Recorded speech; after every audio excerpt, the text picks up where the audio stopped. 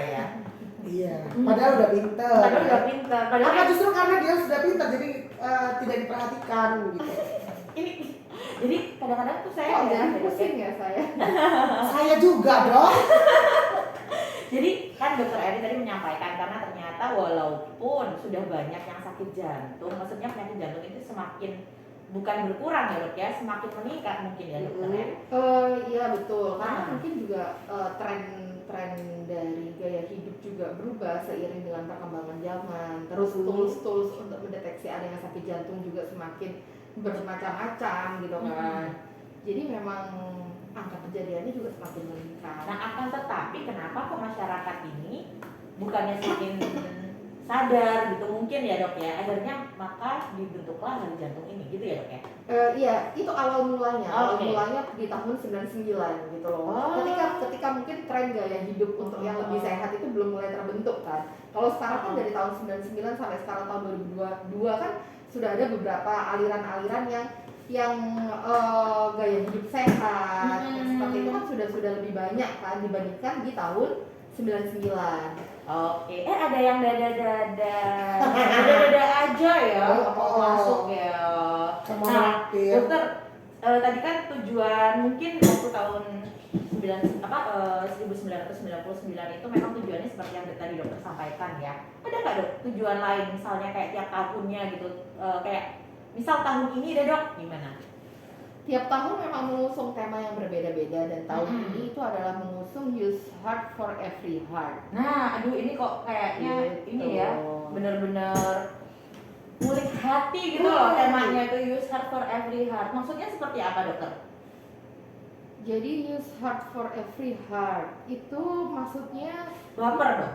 Dokter Erin bisa lebih dekat lagi ya sama Lebih dari mic-nya. jadi ya dalam sehari-hari nggak cuma seorang dokter jantung ya kan, maksudnya kita dalam sehari-hari itu harus lebih menggunakan hati kita untuk menjalani kehidupan ini. Jadi kalau Tisunya mana?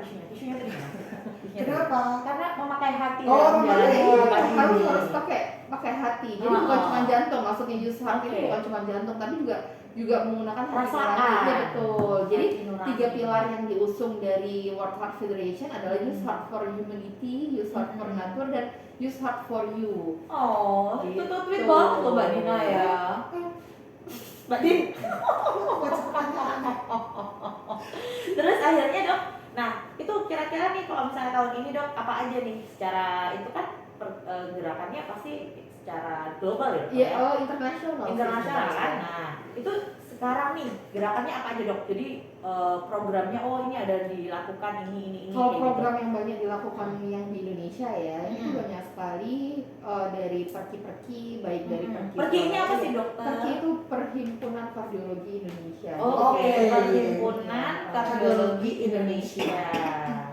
Jadi perkumpulan dari dokter-dokter jantung di seluruh Indonesia, dan di tiap cabangnya itu kita banyak melakukan pelatihan-pelatihan. Kalau yang di Jawa Timur kemarin di Surabaya kita lakukan goes bareng sama Bu Fifa. Pasti mau nyebutin bupati kita ya. Ingat apalagi dulu, apalagi Dina. Oke, aduh. Amin. Lalu dok. Jadi goes bareng, terus pelatihan BLS bareng, jadi basic life support atau bantuan dasar sederhana untuk orang awam itu juga dilatihkan. Yang banyak dilakukan sih yang pelatihan BLS ini ya di setiap perki cabang itu. Oke, wah menarik ya. Jadi sebenarnya kemampuan basic life support itu seharusnya tidak dimiliki oleh tenaga medis gitu. Betul. Jadi seorang guru, seorang satpam, semuanya saat kita berada di mall, saat kita berada di pasar, apabila ada seorang yang terkena tiba-tiba cardiac arrest atau serangan jantung, itu tahu apa yang harus dilakukan dokter, orang awam ya itu harusnya sih. Nah Mbak Dina sebagai selaku MC ini harus belajar basic life support juga Mbak Dina. Kan nggak menutup kemungkinan ya waktu ada acara lagi heboh. Kan Mbak Dina lagi pegang mic nih, kan yang kelihatan ya gimana animo masyarakat waktu itu. Tiba-tiba ada yang tadi gitu, ya kan?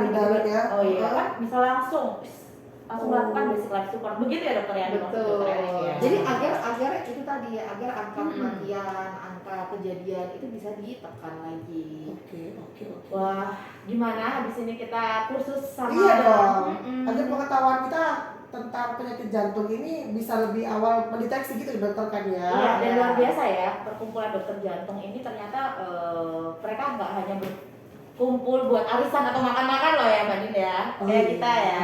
Tapi ternyata mereka memikirkan bagaimana kualitas hidup masyarakat ini, terutama kesehatan jantung dan pembuluh darahnya ini lebih baik dan keselamatan ya dokter ya, karena tidak memungkinkan tadi itu bahwa serangan jantung bisa terjadi di mana aja. Nah, ngobrolin soal penyakit jantung itu bisa terjadi di mana aja. Penyakit jantung yang sering dialami sama kaum milenial sekarang ini nih, yang sering dijumpai sama dokter Erin, kasus-kasus yang sering ditangani belakangan ini tuh seperti apa dokter? Kaum milenial ya. Ya, Kaum milenial itu sebenarnya muda, batasan usia itu. Kaum milenial Ya itu sekitar, 80-an ya sekitar Oke, dok. oke. Jadi kan Lahir tahun sebenarnya 80-an. pasien saya alhamdulillah ya. Lebih banyak geriatri sebenarnya. Lebih banyak geriatri. Geriatri Tapi itu usia di usia atas tua. 60 tahun Iya, ya dokter. geriatri itu usia tua. Mm-mm. Tapi tren penyakit jantung koroner memang jatuhnya semakin muda. Oh no. Gitu. Usia berapa tuh dok yang dokter udah secara pengalaman klinis, kalau praktek klinisnya usia berapa dok? 35 tahun Paling muda. sudah ada. Oh ya ampun. Itu kan prosesnya nggak mungkin Tiba-tiba, sakit oh. ya. Jadi Meskipun memang banyak kasus yang terjadi penyakit jantung, pasien yang menderita serangan jantung itu kebanyakan tiba-tiba gitu ya. Tapi kan pasti ada rentetan Betul. peristiwa medisnya. Betul. Namanya serangan jantung kan serangannya mendadak. Betul. Tidak bisa ditangkis. sama kayak serangan jatuh cinta dok. Aduh. Lanjut dok, gimana dok? Udah serius. Iya. Jadi pada curhat ini. Nah, dokter gimana sih dok? Makanya yang tadi yang tanyain sama Mbak Iya, Dina usia ya. milenial ya. Ah, Usia milenial Karena itu tuh gimana?